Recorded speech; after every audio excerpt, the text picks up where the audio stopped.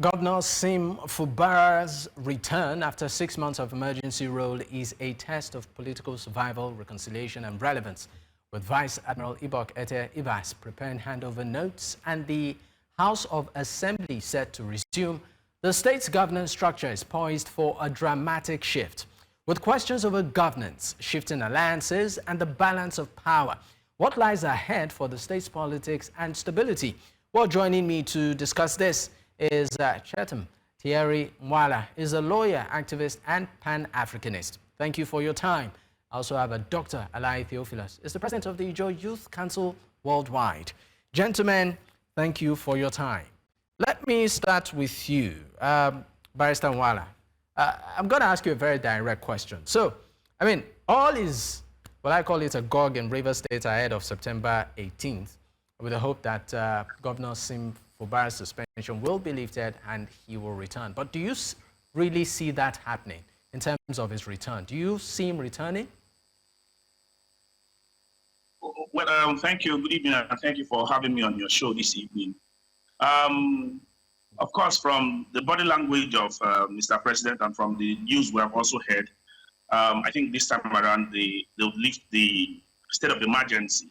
But I can't stay for a fact because I am not the spokesman of the presidency, and I'm not also working inside from them. But from the body language, from some of the things we have seen, we've also heard that the sole administrator has also asked ministries and parastatals, heads of these ministries and parastatals, to do a handover note and a summary of the 6 months and all that. We're also aware of that particular information. So I'm very optimistic that on the I think 18th or thereabout, the state of emergency will be called off in Rivers State. It's long. First of all, it was not necessary for them to have declared the state of emergency. Secondly, it's long overdue for that to get out of our state because, trust me, it has really taken us backwards and we have not fared so well as a people under this particular period. However, let's see what happens on the set dates. But I'm not really so optimistic about the return of the governor and as well the House of Assembly, because I know for a fact that it's not going to be anything shy of what we saw in the first 3 months of the administration of the governor, and that's why I'm not too excited. I'm excited that we are returning back to constitutional democracy.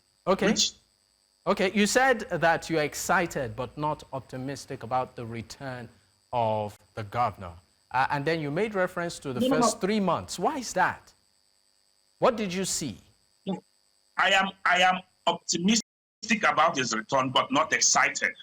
Oh, okay. Now, I'm optimistic because we are returning back to constitutional democracy, unlike what we had in Rivers State. Not excited because we are returning back to Egypt. We are returning back to what the president wants. Everything done in Rivers State was basically done for 2027. We all know that it was basically a state capture. It was not to bring back security to Rivers State. We have argued this on several occasions on different fora. I have also argued this.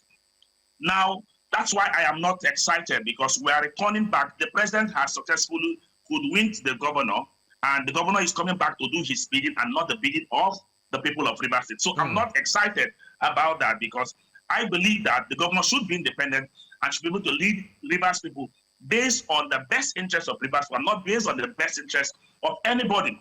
And we know that once the governor returns, it is about pushing the interest of the president for 2027, because that is exactly what the president wants. And it's a sad and unfortunate situation that the president will impoverish a very important state like Rivers State, would destroy our economy the way he has done, would give us a bad reputation in international community just because of his 2027 ambition. It's an unfortunate situation, and we are sad about it. We'll come to that. But let me bring Dr.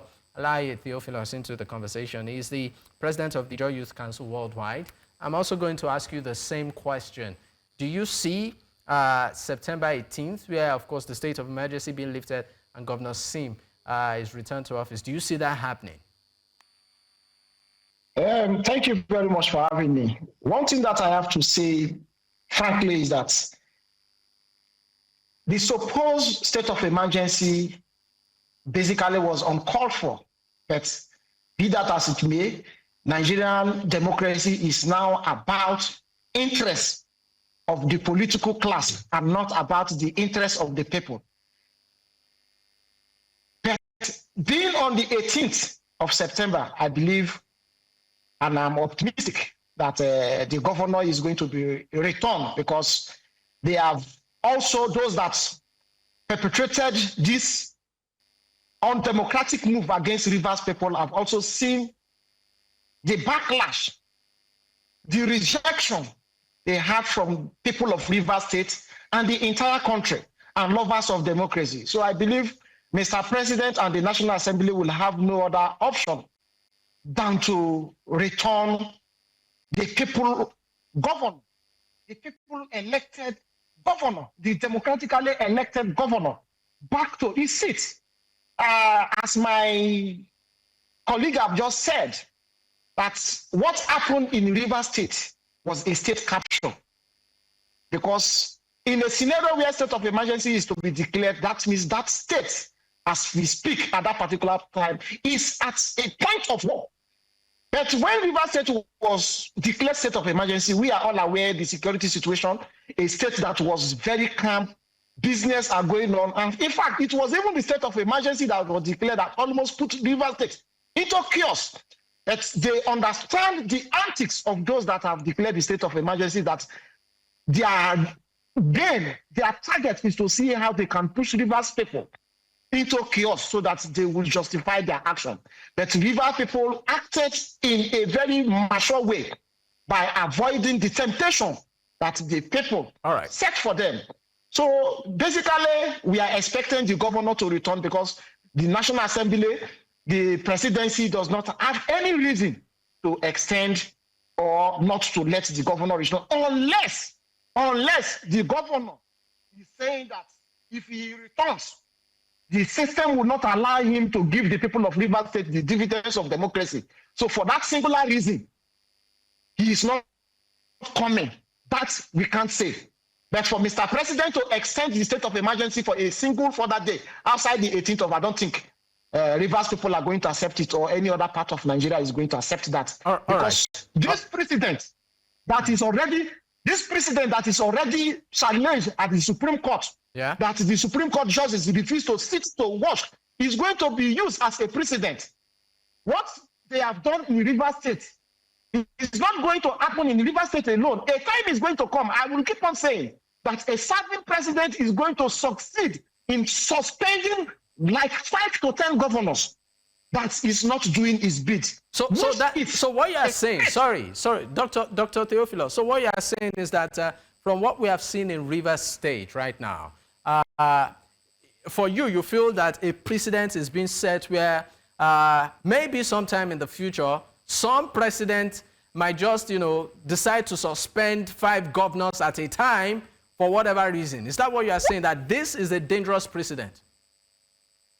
Exactly. And that is why we are expecting the Supreme Court to look into the petition that the PDP's governors submitted before him, to interpret if the president has the power, the constitutional power, to suspend a serving sitting governor.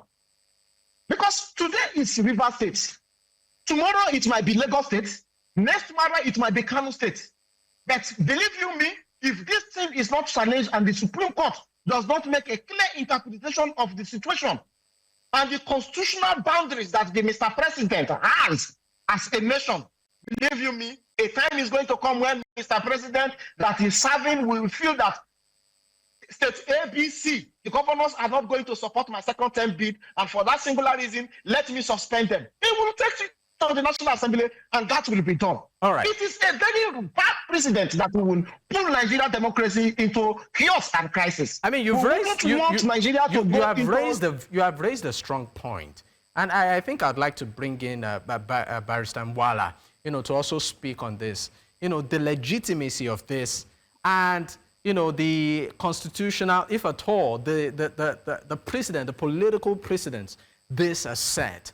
The president even, we know that his cabinet even did justify this state of emergency, saying, look, it's within the purview and the right of the president to declare a state of emergency, even though the conditions, have been, strictly reacted to by different quarters. But I want you to speak from, the angle of the law as regards this. In terms of the precedents, this is certain. What are we looking at, or what might we be looking at?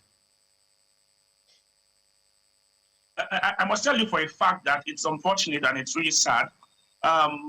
Just like the Ijaw Youth Council president has noted, it is important to note that the president has set a very bad precedent and that the court has remained silent, thereby doing injustice to Rivers people and to Nigerians in general, because the court is supposed to be the last hope of the common man. The court is supposed to stop the impunity of Mr. President.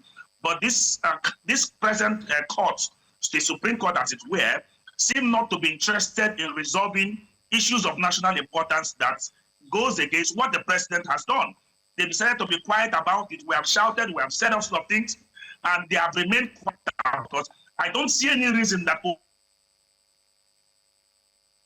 over 4 months, a matter brought before you, a matter of such national importance that has to do with whether the president has powers to declare a state of emergency or not, you were quiet about it, you refuse to act upon it, while the Supreme Court has remained quiet about it.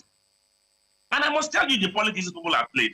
It is not even just the Supreme Court, the entire court. It seems like the presidency has held down the court and the court is now an appendage of the presidency. Because you tell me why all the matters with respect to the state of emergency declared in Liberty was moved from Port Harcourt division of the Federal High Court down to the Abuja division, where up to today dates have not been given for some of them. Up to today, no serious action has been taken for most of the matters brought before it. But the matter that annulled the elections in Rivers State, that annulled the last local government elections in Rivers State, and the other matters that the Supreme Court sat upon, took barely 1 year from the Federal High Court down to the Court of Appeal, down to the Supreme Court. Barely 1 year. You ask yourself, why did they speedily deal with that matter from the Court of Appeal, from the Federal High Court, down to the Court of Appeal, down to the Supreme Court? And a matter before the Supreme Court, without going through this, a matter before the Supreme Court is taking us almost 6 months to get done with. It tells you that it seems the whole system has been compromised. And this is raising serious issues on the reputation of these institutions we have found ourselves. And it's a sad situation. All right, it is very sad. It is very sad situation.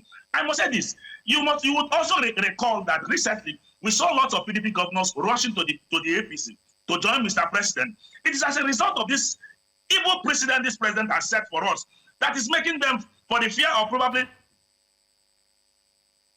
for the president not to declare state of emergency in their own state, and for the judiciary to continue to remain silent, they are now moving to join him in the APC.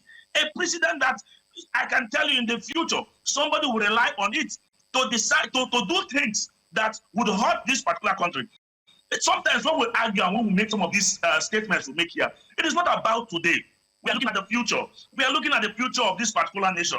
We are looking beyond today. That is why we are saying that at all times, what is right and just must be done and must be seen to be done. And justice should be done. All right. Because injustice anywhere remains a threat to justice everywhere. All right. Thank you so much, Barrister Nwala.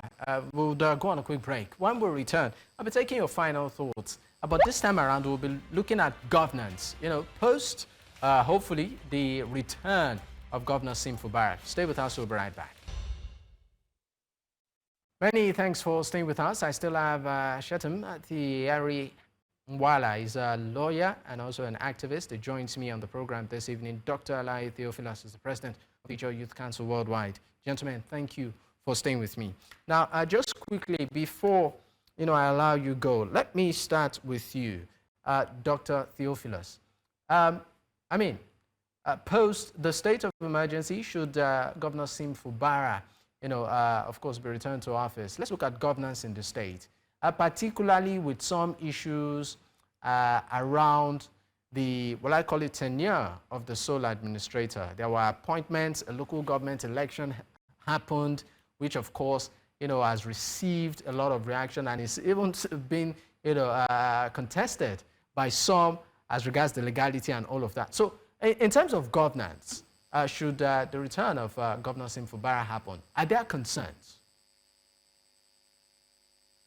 Thank you very much. There are a lot of concerns. First of all, Rivers people are concerned about having good governance and democracy return to their state. And the governor Governor Siminalayi Fubara has said it time without number that peace is inevitable, that peace is golden. In as much as there is something called peace that will return Rivers State back to normalcy, that is ready to sacrifice his own path. And that is what is playing out in Rivers State as we speak. The state in particular has been captured. The supposed agreement that the governor had with these oppressors of democracy is that all those people that has been inaugurated by the sole administrator illegally must remain. The local government election that the sole administrator that does not have constitutional right under democracy to oversee and conduct must stand. And every appointment that has been made must stand. So the question is, will the governor have free hands to give the people of Rivers State the dividends of democracy? It's a discussion for another day. But what is paramount and important now is that let Rivers State be returned back to democracy. Let the governor that was elected by the people of Rivers State be given back his mandate. Let the House of Assembly and its members that were elected to legislate the affairs of Rivers State House of Assembly be returned so that we will know that we are part of the fourth republic that Nigeria is practicing. With that, we believe that Rivers State is back to the fourth republic. All right. Not minding the challenges that the president is going to have as a result of the agreement that has been imposed on him. All right, thank you so much. I'd like to also direct the same question to you too, Barrister Nwala. Are there concerns around governance? When should Governor Siminalayi Fubara, return to office? I have noted before, and I'm going to state again, there will be no governance in Rivers State because the governor would not be allowed to do what he's supposed to do.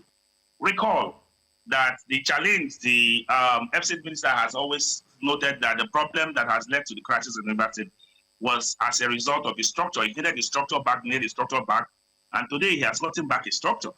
The governor has submitted back his structure to him in that particular light. There's one mistake we keep on making. The return back is not just about the governor, it's also about both the governor and the House of Assembly. A return to democracy. And the House of Assembly also be coming back. Now, the point is this. The governor will not be able to function. This governor will function at the whims and caprices of three persons. Mr. President, Senator Akpabio, and Ezebonye Somike. Chief amongst them, Chief Ezebonye Somike, would be the ones to control and dictate what the governor would do. This governor is not coming back to change anything or to turn Rivers State to Eldorado. So are you suggesting that, sorry, just to be clear on this, are you saying that once should Governor Siminalayi Fubara return, Rivers State might just have some sort of a rubber stamp governor, not a governor that has a mind of his own? Is that what you're saying? Telling you for a fact, Rivers State will be like Lagos State. The same way the president has controlled Lagos State for this number of days, he wants to control Rivers State. And they have given him the opportunity to do that. All right. And they have given him the opportunity to do that. So Rivers State is just basically going to be like Lagos State, where the president sits at the comfort of his home, decide anything that would happen and how the governor should actually behave. Recall, the House of Assembly had impeached the Speaker of the House of Assembly. The president sat in Abuja, called them, ordered them to bring him back. They returned him back, and we saw that jamboree that played out in Lagos. That is exactly what Mr. President wants to happen in Rivers State. And unfortunately, Rivers State is not like Lagos, that is a private sector-driven economy. Rivers State is the government-driven economy. So we are going to feel the impact more than Lagosians are actually feeling the impact in Lagos, because we are going to have these people sit down, decide what happens. The governor will not have a say. Remember, it is this governor not having a say that led to this crisis we are seeing today in the state. We have one man who sits, tell the governor what to do, how to act, what to do, how to behave, and who to get what contract and all that. These were some of the challenges we saw, where they appointed everybody and gave to the governor. The governor did not appoint people who would work with him. They decided for him who should work with him, in what capacity the person should work with him. That's exactly what we are returning to. And if we are returning to this whole menace, then we shouldn't be expecting governors. All right. Then we should all just and actually watch and see that the government is just going to continue with the agenda of Mr. President. All right, Barrister Nwala, thank you. Thank you so much. I know that you have a lot to say, but we really need to go. I'd like to say a big thank you to you gentlemen. Barrister Nwala is a lawyer, activist, and Pan-Africanist. And also Dr. Alaye Theophilus. Thank you for your time, President, Ijaw Youth Council Worldwide. Gentlemen, once again, we appreciate your time. Well, this, of course, is where we will be calling it off for tonight. In case you missed out, you can catch up on our YouTube platform. That's at News Central TV. You can also choose to follow us on social media. The handle is there on your screen. You can choose to follow me personally at Dakpo, at Digboye. Until I come your way tomorrow, good night.